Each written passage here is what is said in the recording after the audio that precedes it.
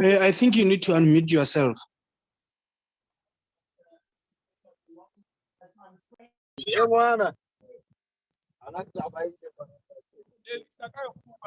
Good afternoon. Good afternoon, colleagues.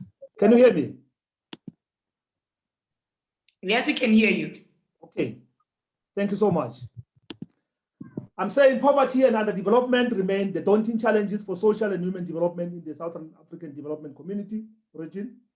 Approximately half of the population within SADC live below the poverty line, which is $1 per day.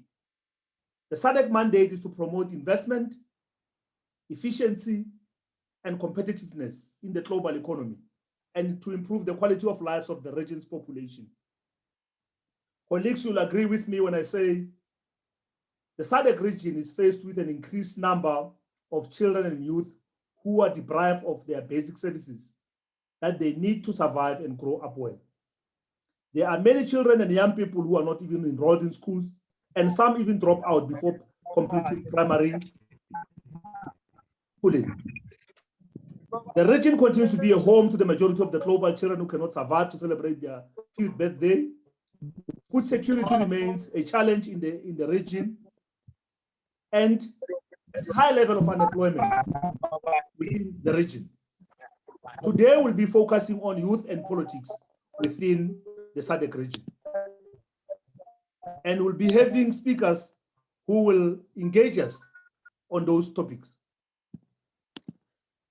In August 2015, the leaderships of SADC region, which are the head of states, took a resolution.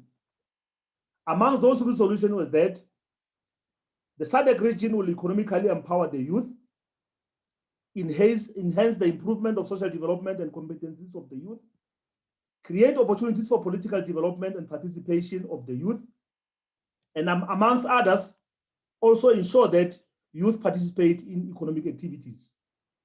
It's 2021 now. The question remains, how far are we, particularly on creating opportunities for political development and participation by the youth? The SADC region comprises of about 16 member states, which is Angola, Botswana, Comoros, Democratic Republic of Congo, Eswatini, Lesotho, Madagascar, Malawi, Mauritius, Mozambique, Namibia, Seychelles, South Africa, Tanzania, Zambia, and Zimbabwe. Just for noting, the president of Angola is 67 years old. The president of Botswana is 58 years old. The president of Comoros is 61 years old. The president of Democratic Republic of Congo is 57 years old. The king in Eswatini is 53 years old. Recording is The Prime Minister of Lesotho, the Prime Minister of Lesotho is 59 years old. President of Madagascar is 47 years old. The president of Malawi is 66 years old. The president of Mauritius is 62 years old. The president of Mozambique is 62 years old.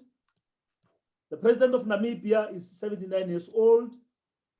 The president of Seychelles is 60 years old. The president of South Africa is 68 years old.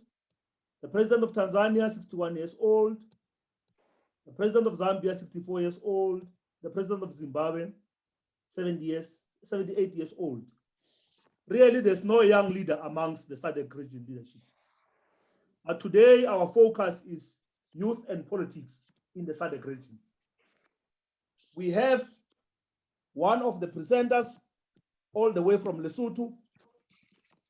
He is currently a Basotho National Party presidential candidate, because I heard that the BNP is going on a conference. She's one of the presidential candidates.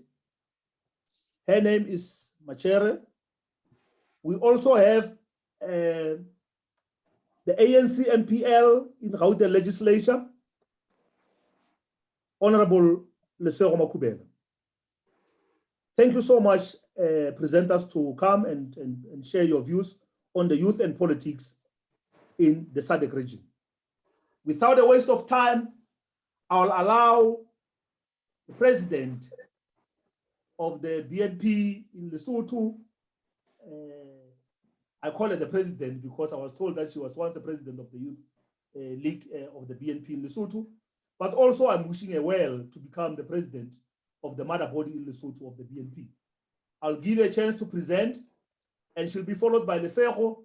From there, we'll take inputs, comments, and questions from participants. Over to you, our honorable guest from Lesotho, Machere.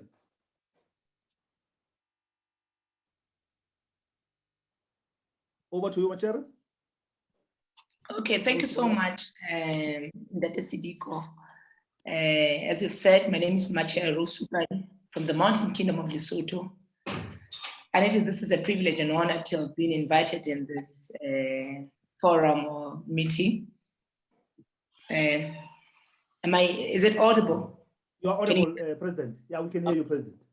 Thank you so much. You have actually well articulated different aspects of the SADC youth, whatever that we are facing, and that was very profound, whatever that you've been saying. I think everybody could actually realize that even the presidents or the heads of state in the SADC region, we don't have a young person. People, all of them, they're over 50, 60, and some of them are even over 80. Let me just say, the situation that you have already said of youth, it continues to be very, very difficult across the world. So the SADC youth are not spared as well. Then we can say, while we shall not lament, we cannot be crying even today that the young people are not considered. You have clearly stipulated that SADC declaration of 2015. That I'm sure that we have the SADC youth program, which is supposed to operationalize that declaration of the head of states. They have signed, the leaders, the heads of states have actually signed for those things. This is where we need youth in politics, who actually, because youth in politics, I know that many a time young people would say they don't want to be in politics because politics, that is where our dignities would be tarnished, our character will be assassinated, and so on and so forth. But that is the platform. And unfortunately, the only and conducive platform, because almost everything economically, for governance, for everything, almost everything, we need the political will. So while we shall not lament, as I said, young people have power in their hands that they must challenge this huge and the status quo at large, that things must be corrected.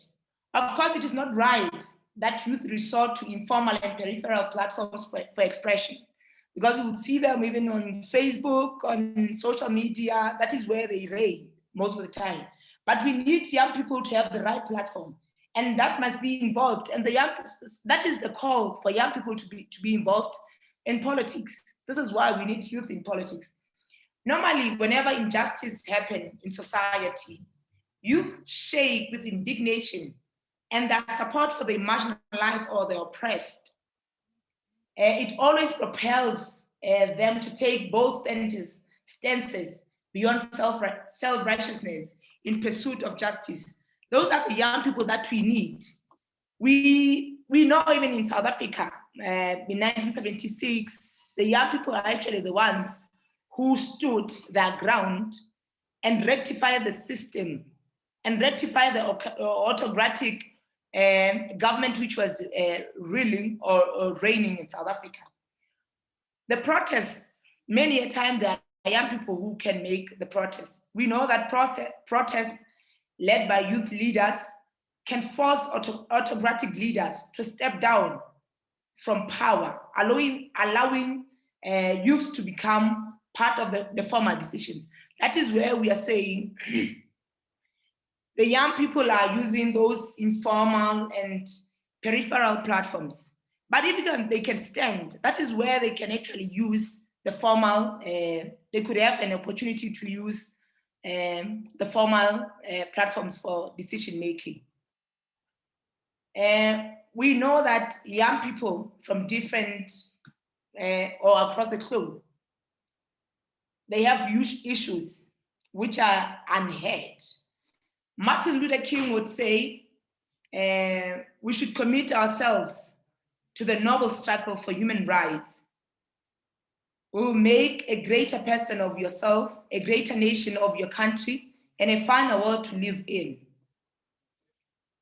If ever the human rights, the young people are oppressed or the young people are deprived of their right because they have a right to live, whatever that you have said, it means that in some of the things, because young people face the challenges of the education is not quality education, health issues, youth unemployment, and so on and so forth. This is where we need young people to stand up and unite and do something. Even pertaining to that declaration of 2015, it's not even a half, it's only a few things that have been executed or implemented by the heads of state. That is where we need youth in politics to tap in so that there will be a solution to these challenges that we face. For young people in politics, for them, the sky is the limit. They should not grow weary in doing good, for in due season, they shall reap if they do not lose heart. I remember sometime in 2013, when we went to Sri Lanka for the Commonwealth Youth Council, where the first constitution of the Commonwealth was ratified and adopted. We also have the first elections of the Commonwealth. That was when I met some comrades from South Africa and some comrades from Zim. And when from Botswana, most of us, we were involved in politics. We grew up in political structures. We had the elections. When we had the elections, we had to lobby, we had to campaign.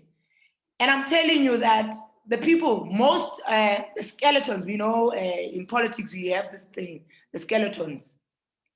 Whatever that we have been campaigning for, the policies that have been passed, we had more influence than other young people from US, from UK, even in the Commonwealth, the African representative, he came from our region, from the African region. The African region in the Commonwealth, it involves Africa, African continent, and thus the European region. But we managed, because we were involved in politics, we managed to steer everything, to spearhead the campaign to even win. We were not just there to make noise, but we were there to make an impact. And we stood our ground, the ground was shaken. So the young people, especially if they're involved in politics, that is an opportunity for the young people to plant trees for the upcoming generation. Because if they don't take a stand, that is when I think they will actually perish.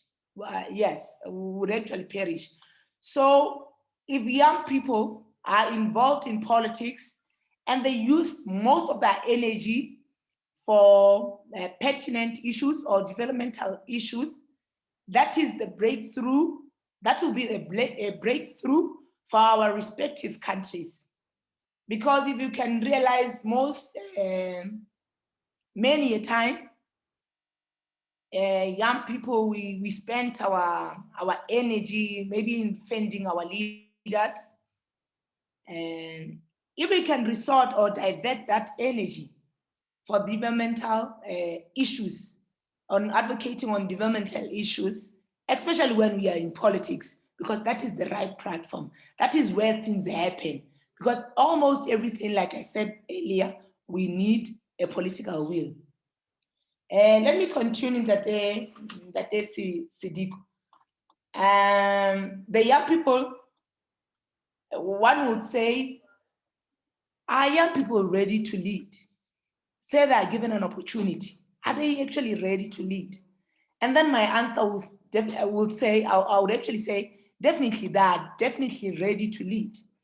So what is important for the young people, especially in politics, it is for them to join hands together, because young people have ideas, the creativity, and the great energy to shape better their respective countries. If they sit back and relax, then nothing would happen. Nothing would happen. Because of the young people, they have hope. They are actually the ones who have hope, and through innovation and imagination, they are problem solvers. We need problem solvers. Our region is full of problems, being it peace, being it poverty. We need problem solvers. And the problem solvers are young people. And the young people in politics would be a solution to our problems. And young people have a great potential to generate a positive social change in politics, because that is one of the best platforms for development and execution. So generally, even for the Sustainable Development Goals, we know that in September, post 2015, the heads of states met in New York, United States of America, whereby they came up with the Sustainable Development Goals, the 17 Sustainable Development Goals, which of course entails like SDG 1, no poverty, 0 hunger, SDG 4, like SDG 3, the well-being and health, quality education, etc. Like the jobs, creation of jobs, and innovation and infrastructure. Those are the things which the heads of states have signed for the United Nations. But even today, we still have a challenge, because some of those challenges, because some of those goals, our leaders in our region, some of those goals, they do not attempt even one of them. We need to eradicate poverty. That is a sober truth. But what is it that it is happening that would say this is the right platform whereby it is eradication of poverty, job creation? We have a serious problem pertaining to those things. So we need young people who would come with the Sustainable Development Goals. And I remember even we still have 2 blueprints for the SADC region, for our region, where we know we have the SADC vision of 2020 to 2030. Those are the things that we need to unite as young people in politics, because we are actually the ones who have power to shake the ground. We actually the ones who have the quest to challenge the status quo or to change the status quo. So those are the things that we need. There is also this this new regional indicative strategic development plan. We need these things to be implemented, because it is of no use to have them in paper if they're not executed. So we need young people in politics to make more pressure to the heads, to the leadership or the heads of state to implement or to execute these conventions which have been signed by them. Let me continue to say, youth in politics many a time deliberate on critical issues affecting young people and prefer sustainable solutions in the region. I know even in South Africa, we have the NYDA. In different countries, we have national youth councils. And that is the platform whereby young people are able to that's the platform whereby young people are able to execute, to make their voices are heard. I think that is a platform, the National Youth Council that we have. That is a platform, the independent platforms that we have, where young people can be able to voice out whatever their grievances, whatever the challenges that they encounter. And that is what we need as young people. And we need young people in politics, because I realize when people are apolitical, people are just maybe secular, they don't, even when they could try to make the riots are not, the leadership of our countries, I think they don't consider, they're not shaken by just lay people. But if they know that that's a movement of young people in politics, then one way or the other, they find the solution. They address the challenges, they address the problems. So we need young people in politics, and not only there in politics to make noise, but there for development, for the welfare of our respective countries in the region. The document that you have been citing, the one for the declaration of SADC, the one for 2015, it is actually stipulated that we should consider the development and empowerment of the young people across the region. And as for the development, we know we are not on point in a number of things, especially for empowerment and development, which is something that is critical, because if the young people are not empowered, if the young people are not developed, that is when we would have, sorry to say, puppets, I would say. But we need the young people who are empowered and who are capacitated.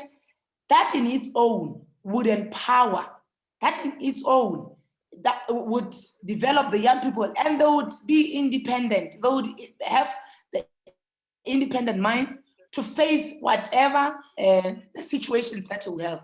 But if we don't empower and develop them,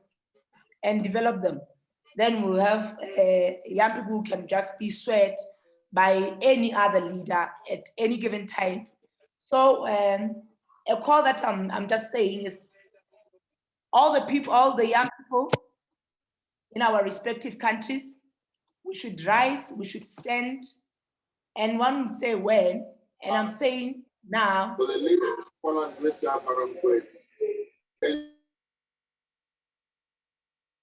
And what happened? Hello? You can continue, President. Okay. Okay. Thank you, that is Sediko. Okay, but to wrap up, I'm actually saying we just need young people who would understand that they have the power, and who would understand that now is the time for them. If it's not today, then when? If it's not them, then who would do that? So we need young people in politics to stand their ground and participate on developmental issues. And I think thank you very much. Thank you so much, President, all the way from the Kingdom of Lesotho. The critical question that you ask is that, are young people ready to lead? But the additional question that one can ask is that, is there anyone willing to give these young people an opportunity to lead? Before I call on the next presenter, I want to share this declaration, particularly on Declaration C, creating opportunities for political development and participation of the youth. The SADC head of state agreed that they must create opportunities for political development and participation of young people. And they said they have to establish conducive conditions and support the youth to participate in the regional and international policy and decision-making forums. Are they doing that? Secondly, they said they must consider youth development and empowerment as a permanent item on the agenda of the SADC summit meetings. The next question is that, are they doing that? Thirdly, they said they must promote and support child and youth dialogue, consultative processes and forums such as junior parliaments and youth quotas in the national parliaments and the national administrative structures. How many of the SADC members are promoting youth quotas in their national parliament and even in their national administrative structures? How many of those SADC members are doing that? If you look in your own countries, how many of young people are within the national administrative structures of those governments? The other thing that they've committed to do is to facilitate youth cross-border mobility and cooperation for educational and economic opportunities, networking and exchange programs to address language and socio-cultural barriers, and foster integration amongst youth in the SADC and with the international community. Are the SADC leaders facilitating youth cross-border mobility and cooperation for educational and economic opportunities? How many of young people are trading within the SADC? Those are the questions that we need to ask each other. This declaration was done in 2015. Now we're in 2021. Colleagues, without a waste of time, I'll call in Honorable Lesego Makhubela to make his presentation. Over to you, Honorable Makhubela.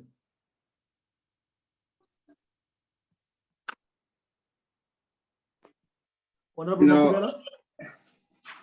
No, thank you very much, Ndate Rakwena. I'm not sure if I'm audible. You are audible, Ndate Makhubela. Oh, thank you very much. And also the president of the BNP and the incoming president of the BNP, whom I met for the first time in a foreign country in Europe, in Sochi, Russia. And I think I've learned a lot as I listen to her presenting.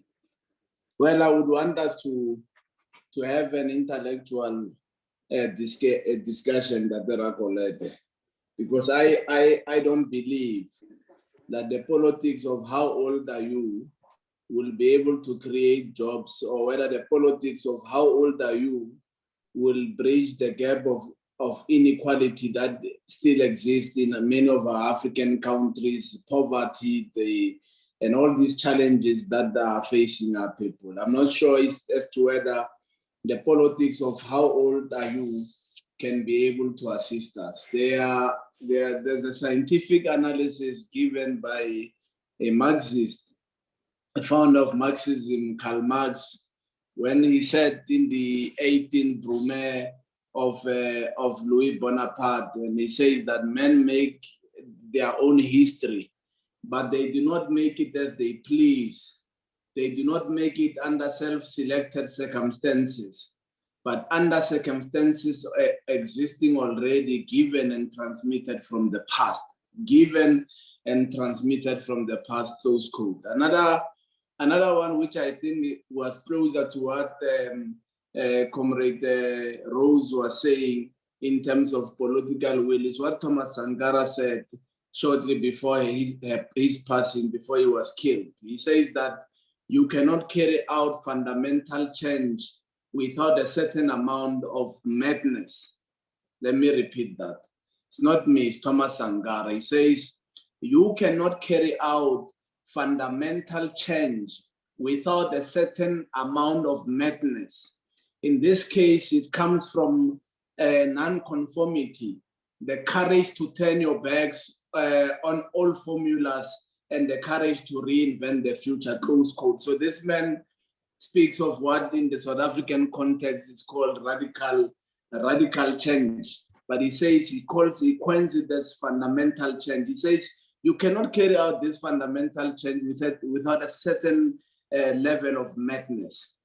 The other one who speaks on what we are dealing with today is the Italian Marxist-Leninist Antonio Gramsci, who when he was speaking in a conference of youth in Italy said that, and I quote, "The crisis consists precisely in the fact that the old is dying and the new cannot be born." Close quote. He doesn't say the problem is the old. He says the old is dying, but the new is struggling to be born. And that's why I want to say that the politics of how old are you and are not going to really assist us in diagnosing what are the challenges that face us and what are the challenges that face the continent. Africa's problem today is in the climate. We don't have problems of the climate here. Nature has given us one of the best climates in the world. Though we have dry areas like the Kalahari Desert, Africa rarely experiences hurricanes, tornadoes, monsoons, and the continent is located somewhere in the Pacific Ring of Fire.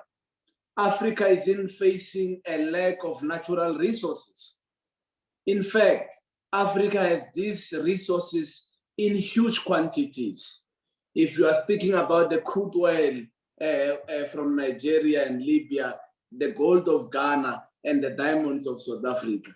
Resources are not Africa's problems because we have these resources in huge abundance. And that's why it's very funny that you will see all these African leaders in the whole continent going to Europe and the United States begging for aid when they have natural resources.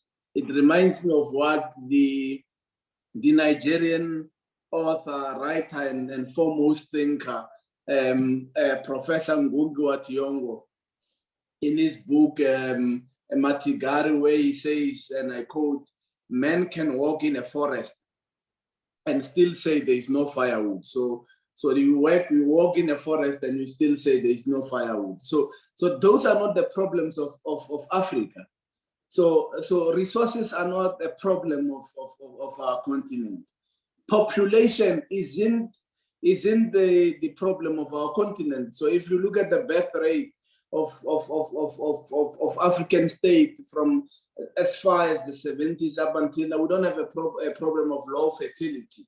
We might have a challenge of high mortality, but we don't have a problem of low fertility.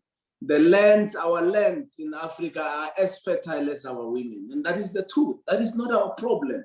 Then what can be said to be the biggest problem that has become an impediment to Africa's development? And this is the question that we need to deal with, not the politics of how old are you, because the politics of how old are you are very dangerous. The politics of how old are you, they actually make us not to even think, because if you look at in the South African context, the ANC Youth League, the baptismal font of true revolutionaries, it fails to take itself to a Congress, and it keeps on blaming old people. So how can young people organized in the Youth League fail to take themselves to a conference and still say they can also solve problems that face the entire country when they cannot even resolve their own organization? So the problem of Africa is not climate change. The problem of Africa is not fertility. it's not the land, it's not all this sort of thing. The problem of Africa is political will and leadership. Leadership, leadership, and leadership. That is the problem of our continent. These are the three factors that have seen Africa becoming an eighth nation. We're a nation that we're a continent that go around begging for help and for aid while we are sitting with vast mineral resources. A situation that has made Africa a laughing stock in the global community. Leadership is the reason that millions of Africans die daily on their route to Europe via the sea. We see it every day, that there are reports of Africans who are trying to reach either Italy or other parts of Europe through the sea. They die while doing that. They are running away from all these sort of things. The distance between Africa and Europe is political will in terms of development. The distance between prosperity and the poverty that we find ourselves in and the conditions of dire squalor that Africans find themselves in is political will. That is the distance. That is what determines where we find ourselves today. Leadership is the major reason why African ladies are being used as sex slaves in European countries. It all boils down to ineffective leadership, as we are seeing in Gambia and tons of other African countries. And that's Sediko. You know, there is a joke we share with some of the colleagues in the IT space. You know, South Africa resolved in 1997 to move from analog to digital television. It is now 2001. We have not moved an inch from just analog TV to digital TV. If you can count the number of ministers of communications that we would have had throughout the year, you will realize that every minister that comes has failed to just do one thing: move us from analog to digital, something which is not difficult, you know. We've set up commissions, we've set up all these sort of things, but nothing is happening. And I think one day we'll have to discuss the politics of such a move. There is a pressing need for practical leadership because the development of the region is contingent on the effectiveness of leadership. There is therefore a need for developing leaders whose goal is the pursuit of broader moral principles in the public interest at all levels of the society, regardless of gender or age. Yes, gender or age. These are two things that Africa has gotten wrong. Relegating women to the background and equating age for intelligence. So now we want to get to the bottom of the problem. And you know, if you ask how many leaders in Africa are women, right? You get the shock of your life. And we have gotten to a point where we are relegating age for intelligence or for wisdom. When old people are sleeping in parliament, they say those old people are not sleeping, they are pondering. That's what they say. That no, these old people are not sleeping. A 70-something-year-old sitting in parliament sleeps because it's the age. Then they say, no, he was not sleeping, that person is pondering. Other countries of the world that are ruled by young minds have a tremendous developmental strides. And I can name many. People in their 40s and 50s have been noted to impact more in society. The renaissance of Africa, which was in the 60s, was due to the leadership of the likes of Kwame Nkrumah of Ghana, Jomo Kenyatta of Kenya, Rawlings of Ghana, and many other leaders. I mean, if you were to look, and I saw you did when you started and the Rapoleta, you showed us something which is very interesting, the attendance register of the African Union. If you look at the renaissance of Africa, who led the Renaissance of Africa. I mean, Patrice Lumumba, the first prime minister or president of Congo, was only 33 years of age when he was elected president. 33 years of age when he was elected president. Thomas Sankara of Burkina Faso, when he was elected president of Burkina Faso in 1983, he was 34 years of age. 34 years of age. Pixley Isaka Seme, the founder of the African National Congress, was 31 in 1912 when the ANC went to its first conference in Bloemfontein. 31 years of age. Fidel Castro was 33 years of age when he became the first president or prime minister of Cuba in 1959. 33 years of age. Kenneth Kaunda here in Zambia, Kenneth Kaunda, Dr. KK, was 40 years old when he became the president of Zambia. And he was only 32 years old when he became the president of UNIP in Zambia. Samora Machel here in Mozambique. Samora Machel, when he became the president of Mozambique, was 42 years of age. And when he became the president of Frelimo, the liberation movement in Mozambique, Machel was 42 years of age. These are the debates that we need to start having. In the country of Comrade Rose, and I think we need to use it as a case study. The first prime minister of Lesotho, who I had the privilege, and thank you to President Machere. We went to his house and we saw he was an avid reader, President Leabua Jonathan. He was 73 years of age when he became prime minister of Lesotho. And maybe we will have to sit and have a debate about that and what became of Lesotho. And also, he was 73 years of age when he became the prime minister of Lesotho. So my challenge, what I'm raising is that while age matters, but age is not necessarily the primary problem of our developmental challenges.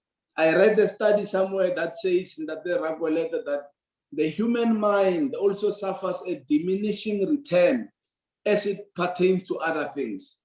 At a certain age, the mind depreciates and cognitive skills become hampered. This always happens around the 70s. And this is where most of African leaders are. Africa lacks young leaders. A roll call of African leaders will tell you how old African leaders are, and Africa can be said to be practicing what we term indirect gerontocracy. And that's what happens. I mean, you read us the roll call of what happens in Africa. For instance, if you are to do a simple roll call of an AU meeting, you will meet Ibrahim Keita of Mali. You will find that he's 76 years of age. You will meet Ibrahim Boubacar Keita. You will find that he's 71 years of age. You will meet Yoweri Museveni, who became president of Uganda from 1986. 1986, even today, he's still holding the fort. He's 76 years of age. You will meet the president of Ghana, Akufo-Addo, who is 76 years of age. You will meet in that meeting of AU, Mohamed Buhari of Nigeria, he's 78 years of age. You will meet President Cyril Ramaphosa, who's 68 years of age, and by the time he finishes his term of office, he will be 70-something, and by the time we give him his second term of office, he will leave that office when he's about to turn 80. You will meet José Eduardo dos Santos of Angola, who's 79 years of age, and is asking for another term. You will meet one of the longest serving presidents in Africa, who became president in 1979. Theodore Obiang Mbasogo of Equatorial Guinea, who's still president from 1979. The fella is still president today. You will meet Emerson Mnangagwa of Zimbabwe, who's 78. These are the people who are leading Africa today. Is it a mystery? And this is the question we must continue to ask. Is it a mystery where we find ourselves today? As the world is thinking, as I close, as the world is thinking on how to make planet Mars inhabitable and sending tourists to the moon, Africans are still battling with the simplest of basics of human existence, which is leadership. In the South African context, somebody who decided to stop participating for 13 years because he was very bitter after a conference, wants us to go back and have a debate, a very interesting debate. This is what all people do. He comes back after 13 years of bitterness and wants us to have a debate about two centers of power. A debate that was had in 2004. We must have it in 2021 because the old are still trying to deal with their anger and their frustration, as well as their loss when they lost conferences. While else the rest of the world is dealing and debating artificial intelligence, driverless cars, how they can effectively ensure that they do what is termed reverse osmosis, desalinate seawater into drinking water, how robots will affect them, and the effects of the fourth industrial revolution. A bitter old man wakes up from wherever after 13 years and says, let's debate two centers of power. So these are some of the things that we need to have a discussion about as young people. It does not mean all young people are inherently progressive, and that the Ragolet and the guest. No, not all young people. I've met some of the most counter-revolutionary people I've met were young, most of them. Not all young people. It doesn't mean when you are young, it automatically means that you are inherently progressive. It's not possible, you know. And these are some of the things I wanted to raise. Thank you very much, and thanks for inviting me. Thank you so much, Honorable Makhubela. You are saying if we go to a meeting of, let me share something. If we go to a meeting of SADC, we'll find the Angola president of 67 years old. We'll find the Botswana president who is 58 years old. We'll find the president of Comoros who is 61 years old. We'll find the DRC president, Tshisekedi, 57 years old. We'll find Kim Swati, 53 years old. The prime minister of Lesotho is 59 years old. The only person in SADC leadership who's below 50 is the president of Madagascar, Andry Rajoelina, who's 47 years old. All these leaders, the 16 leaders of the SADC states are above 50. And correctly so, you said that there are people who are waiting to be admitted. Thank you. Sorry. Okay. You can invite them because I've made you the co-host. You will also find the president of Namibia, 79 years old, and also the president of Malawi, 66 years old. You'll also find the president of South Africa, 68 years old, and the president of Zimbabwe, who's 78 years old. But the other thing that you have raised, you said, age or being young is not a panacea to the problems that are facing SADC region. Being young does not necessarily ipso facto that you are bringing in solutions to the challenges that are facing the SADC region. You raised a key issue saying it's a political will and leadership. While the president of the BNP spoke about, are the young people ready to lead? And we've answered the question indirectly by giving us example of young people who led when they were very young. You spoke about Thomas Sangara, you spoke about the KK, you spoke about Pixley Ikaseme, you spoke about even Samora Machere. Young people are ready to lead. But being young does not necessarily ipso facto having wisdom and the political will. You need to be revolutionary. But are the elders willing to give young people space for them to lead? That's the other question.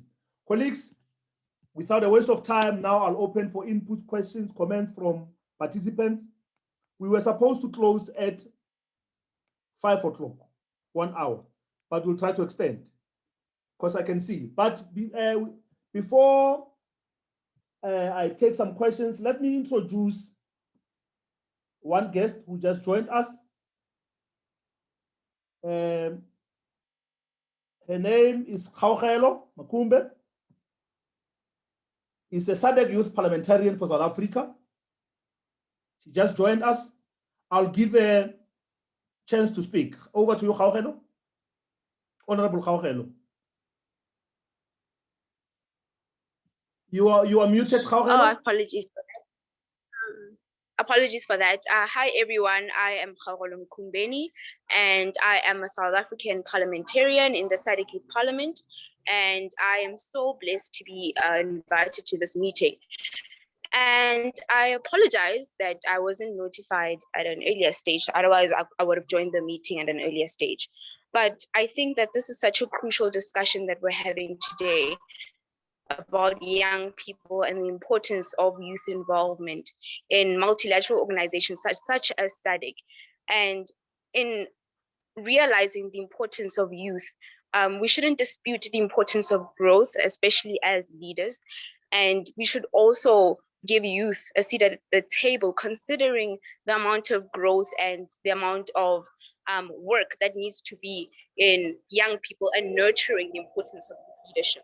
And as someone that finds herself in spaces such as the United Nations and and other think tanks such as the South African Institute of International Affairs, what I find is that the voices of youth are recognized. However, what needs to be done and what is most profound is that young people's voices are used are used on a larger scale as opposed to just background voices. At a time, I feel that it's great that we get opportunities to mingle with people who are in positions of power. However, I find that my impact as a young person, it's very limited at times. I feel that I can only do so much because of my youth. And what I pose to everyone today is that we should give young people a larger platform. Disregard their inexperience, disregard everything. Give young people the skills they need. Give young people the seat because we are so eager. I am a young person from a very small rural area, and I find that in many ways I'm marginalized. But give those young people, give that young 16-year-old in a rural area who does not know much about the world, about regionalism, about SADC and the African Union. Give them the platform to learn, give them the ability to lead because they have the potential. And as much as I wasn't able to join the discussion and learn what it was really about, I really am so blessed to be a parliamentarian in SADC and to be a young person who works with organizations such as Yango, which is a youth constituency of the United Nations. I find myself blessed, but I'm saying to us today that let's give young people a chance. Let's disregard all the other negatives. Perhaps you might say young people are reckless, young people are inexperienced, but let's disregard all of that because we are eager, we have the potential. And I thank you. Thank you so much, Honorable Makhubela. Please stay with us. Over to you, Zweli.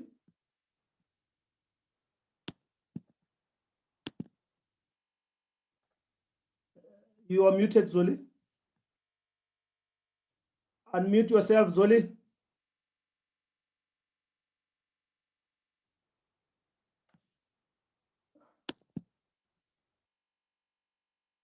And while Zweli is still struggling on how to operate, you see, when you are old, sometimes you struggle with operating these gadgets.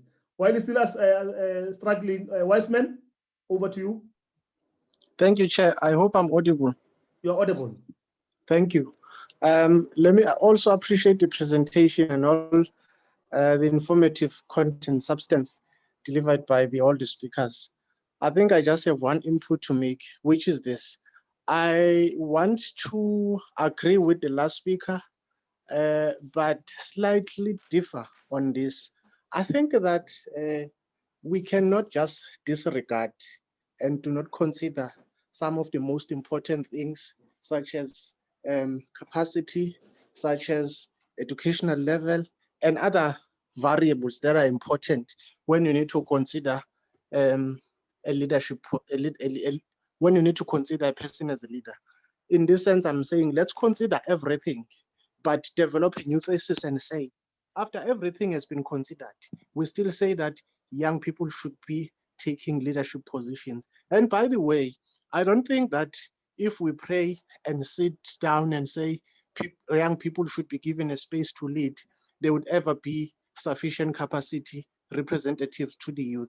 But I'm saying that in as much as the example of an African story that is always told by the hunters, it's the same experience.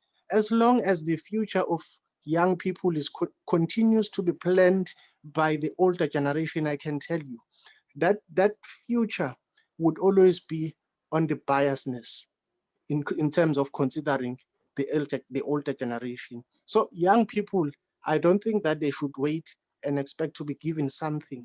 I think that Keida Lesego said it very well, to say that as long as you're trying to drive an element of change, but you not distract the system itself. So there are many things that you also need to consider.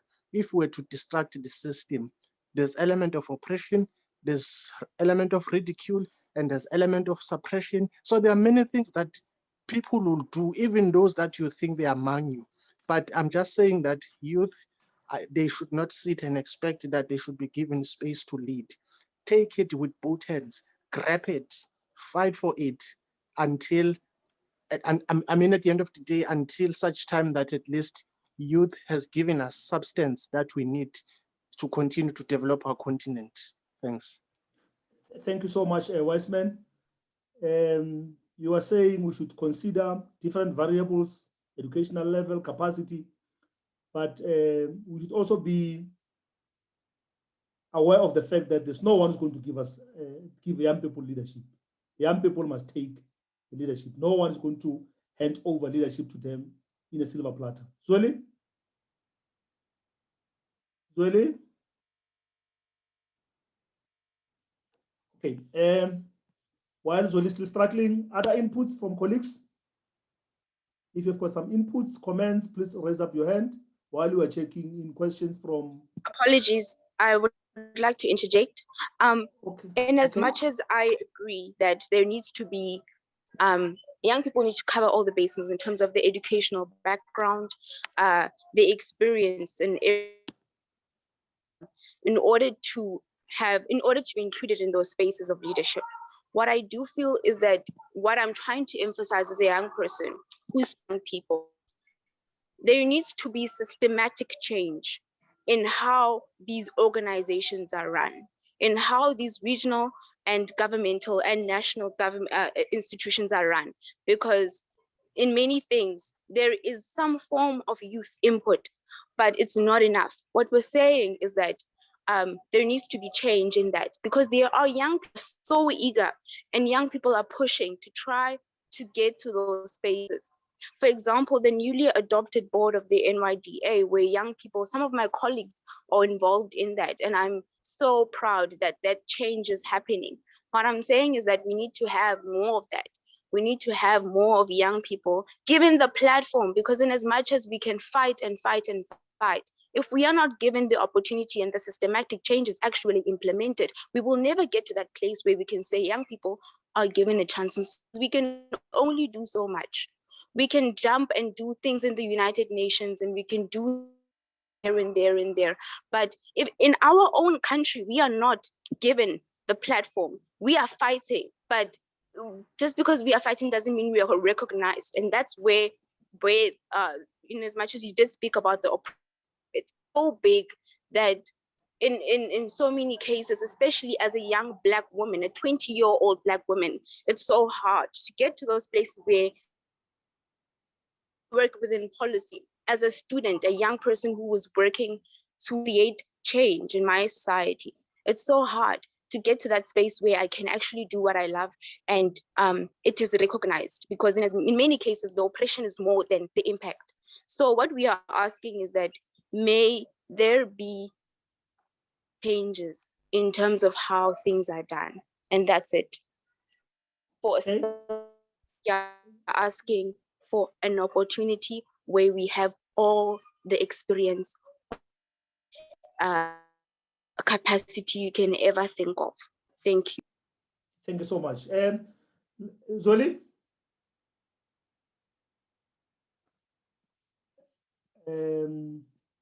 We'll take input from other colleagues who wants to take a bite on this matter while Zoli is still struggling. There's a question that says that does the Youth Development Charter speak to the arts of skills development or funding political schools training? I don't understand this question. Does the Youth Development Charter speak to the art of skills development or funding political schools training for youth? I'll go back to Lesego and Comrade Rose if they want to make some inputs based on the submissions made by participants. Comrade Lesego? No, thank you very much, and to all those who have tuned in and inputted and actually contributed immensely. I think we also have to make time to mentor Kauhelo Mdumbeni with the politics of our movement, as well as the politics surrounding how Africa was able to move from a very dire situation of colonialism, and how we're able to take ourselves out. In answering the question, some of the questions that were raised as we were tuning in, I'm reminded of one of the young leaders at the time in the United States.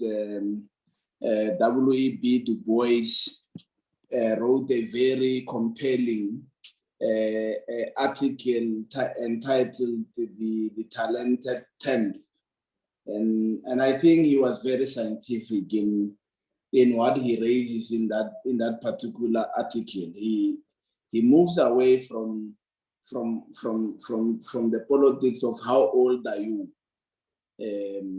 or the politics of age. Of course, he also in that article speaks against gerontocracy, which characterizes African rule or African misrule in many of the African states. But he says, and it's very difficult whenever I cite Du Bois and the talented tenth, it's very difficult to summarize it, but and I think that we must share to all your guests. They can Google, they'll find it. But he says something there, which if you allow me, I want to quote it. And he says, and I quote, that the African race, like all the other races, is going to be saved by its exceptional men. Close quote. The African race, like all other races, will be saved by its exceptional men. And he terms those people just a tenth of the African population.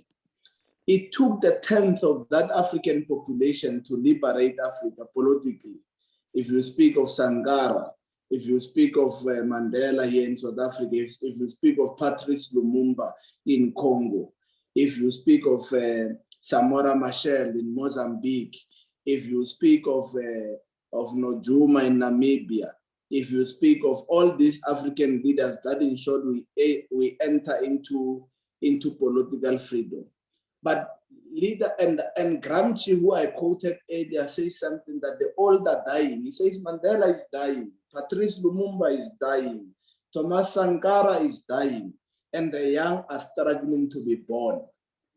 New leaders have not been born who are able to move us beyond political freedom into economic freedom. Not even a single African country has been able to attain economic freedom, not even one.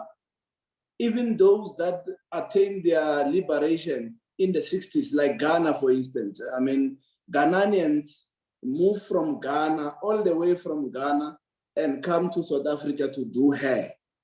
It tells you about the kind of economy and the economic hardships they are running away from. And therefore, we need to actually ensure that the young are born. But not just the young. I mean, age, as I said, does not make you inherently progressive. But the young progressive minds that will drive the advent of the fourth industrial revolution, that are going to lead us in robotics, in nanotechnology, in 3D printing, in artificial intelligence, in robotics, and all sorts of things. These are the young people that will be able to drive us from where we are, from where Mandela left off, where he makes a confession even in his own book. If you are lazy to read, you just go to the last page. He makes a confession. He says the long walk is not yet ended. And therefore, he says that new leaders need to be born who will move us from what we have attained and move us into ensuring that we are in Africans are at the center of the economy of our country, the continent, and the world. And these are some of the things that we need to actually start speaking about. And how do we turn our minerals to be able to benefit us? How do we actually ensure that we empower entrepreneurs? Singapore, without any mineral resources, is one of the largest economies, which moved from being a third world country to one of the first world countries. And where are we in terms of that? When we have protests, it is young people that go to ban libraries, demanding that the fees must be frozen. And I'm not saying that it's not legitimate, what they are striking for is not legitimate, but progressives can't be banning libraries because they are calling for fees to fall. And these are some of the debates that we must have. How many young people are writing articles? How many young people are writing? Those we celebrate, who all of them are no longer alive, they were writing. If you speak about Mzala Mnumal, was writing, critically analyzing the society he lived in, the world he lived in. If you speak about W.E.B. Du Bois, an African-American scholar, academic, wrote many articles. If you speak about Dambudzo Machere, who died at the age of 28 from Zimbabwe, died having written a book, which that book is timeless, The House of Hunger. If you speak of all this, but what about the young people of today? Are we writing? Are we analyzing? Are we leading science and innovation? Or our understanding is that because we are young, we must just be elected. Give us a chance, we are young, we can lead. These are the discussions we must have. Thank you very much. Thank you so much. Before I take Comrade Rose, Zweli, your mic is on now. You switch it off. Zweli.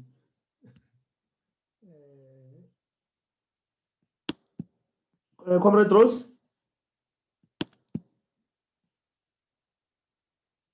Rose, you can come in. Hello, comrade. Yes, you can come in. Okay. Thank you so much.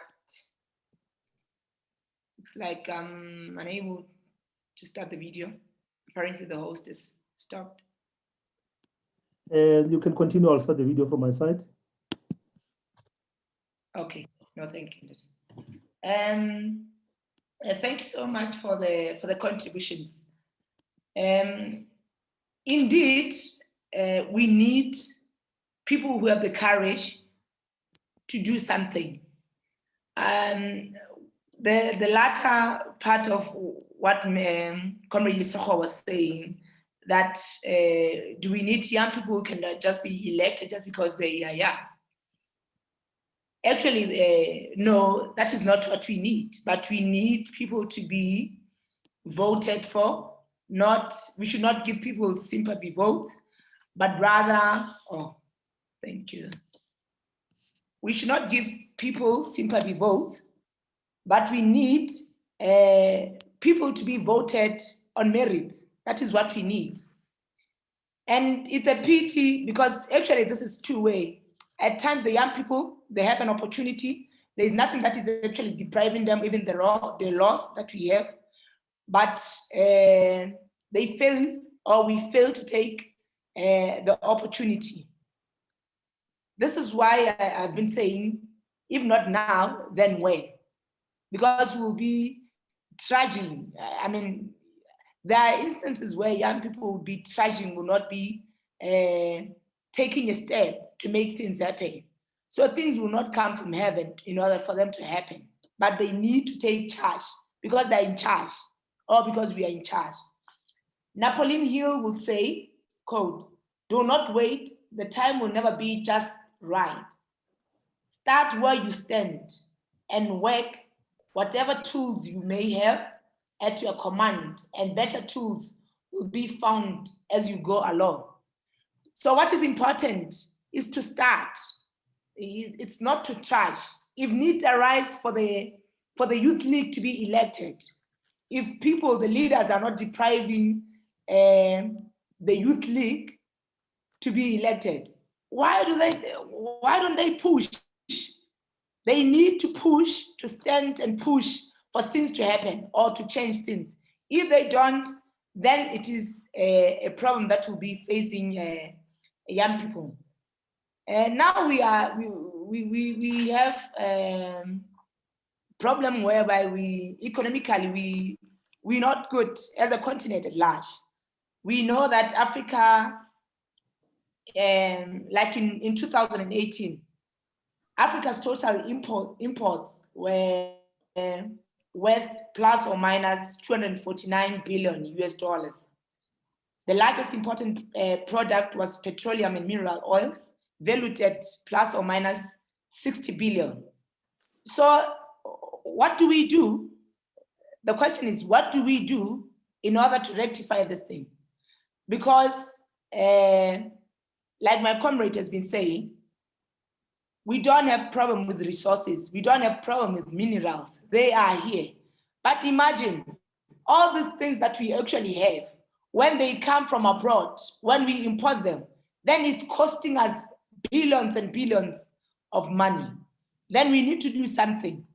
Now is the time whereby we have this African Continental Free Trade Agreement that needs all of us to join hands. We can join hands with a number of things, but now is the time whereby we need to join hands and do something about this African continent, because this is the team of our founding members like Bondate Nyerere and Kwame Nkrumah.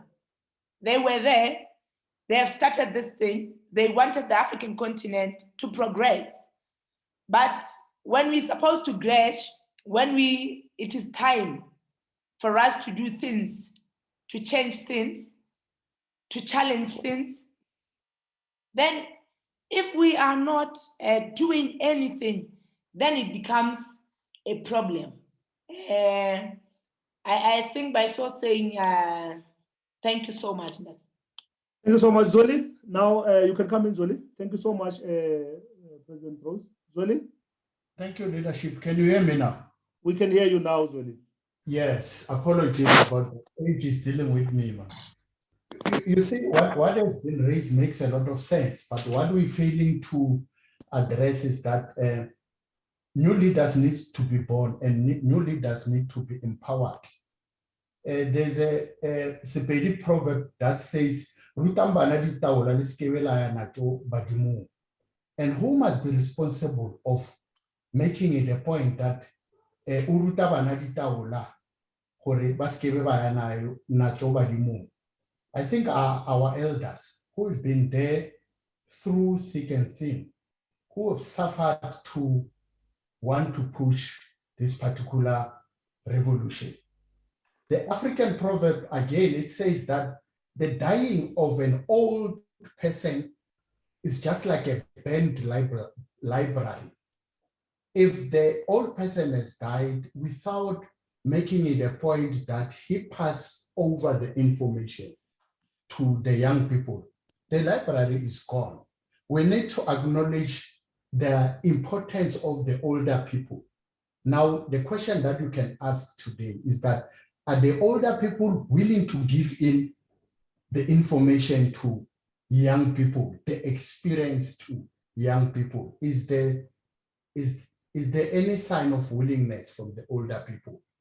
One other question is that, is there any sign of a teachable spirit from young people? So these are the two processes.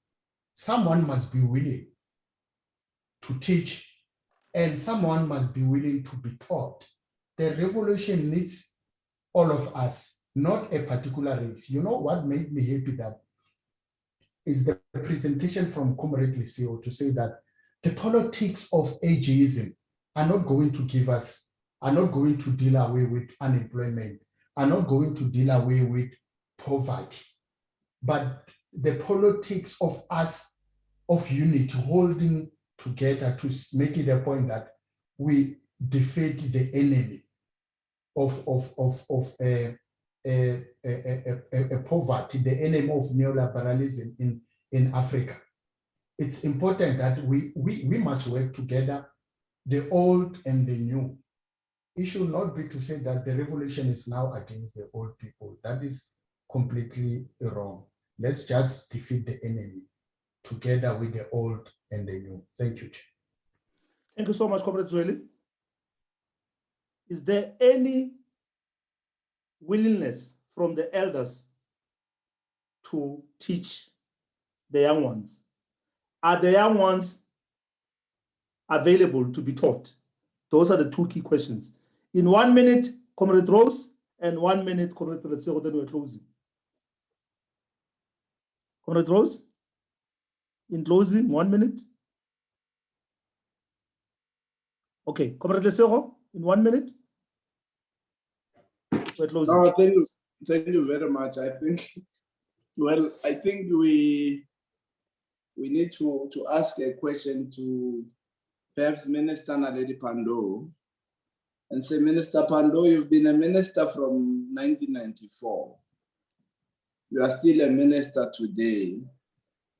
And who today is your understudy, your protege, somebody that you are actually teaching,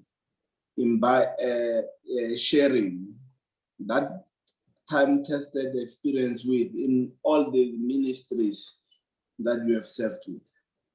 And that is where the problem is with, even with if you check with the collapse of organizations, even liberation movements. For instance, deputy presidents in the ANC have become presidents, but recently they've become presidents through contestation. It means that the deputy president is a profile picture. Is just there as a profile picture. That person is not even prepared to become a president unless they go and wrestle and contest to be elected. And these are the challenges that Africa faces. In UNIP, there was the same how UNIP collapsed. The organization of Ngwame Nkrumah does not even have a seat in parliament in Ghana, the CCM. Why? Because Nkrumah was the alpha and omega in the party. And when he was removed, nobody could come in. And even in our own organization, there are those who believe that they're indispensable. And that is the challenge that we are facing. And therefore, that's what Gramsci says, that the old are refusing to die, the young are struggling to be born. And the young needs to start actually fighting for this power, but actually ensuring that we learn from to answer your question, it is not happening there is a generational gap. And that generational gap is a generational gap informed by knowledge and skills transfer, where the young are not taken through, where the young are not prepared and all sorts of things. And these are the challenges that we face. Thank you very much. Thank you so much, Comrade Lesego. Comrade Rose, in a minute. Thank you so much, Nete Sediko. Am I audible? You're audible, Comrade Rose. Oh, just the video. Okay, thank you so much. Actually, we have a serious problem. We have leadership crisis, like I've been saying, whereby the elders do not find a need to pass the baton to the young or the upcoming generation. For instance, in my country, we have, it's a coalition government, of course, but the leader of the main ruling party, he's over 80. Next year, we would be having the general elections, but it seems he does not want to retire from politics.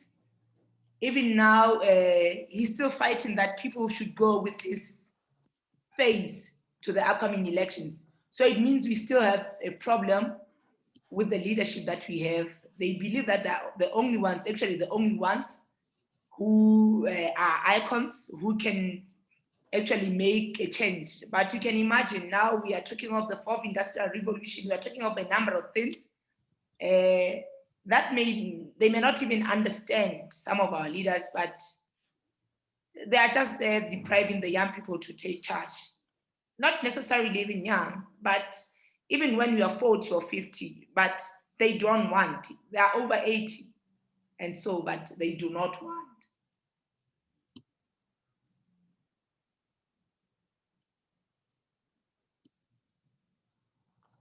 That is Sediko. Hi, Rose. We can hear you. Kelebo. Okay, thank you so much, Comrade Rose. Thank you so much, Comrade Lesego. In our discussion, we said, in conclusion, we said new leaders need to be born and need to be empowered. We've emphasized the point that we don't need sympathy votes for young people. We need to check all the variables when we're electing young leaders, which includes the educational level, capacity level. But all in all, there's no one who's going to deliver leadership role to you in a silver platter. You must fight for it. And we are saying being young is not a panacea for wisdom. It does not necessarily mean that if you're young and you've been given a leadership role, you'll be progressive. Comrades have given an example of the anti-revolutionary young people that are there, but there are also anti-revolutionary old people that are there. Therefore, when choosing leadership, we look at various variables, educational capacity, and also skills.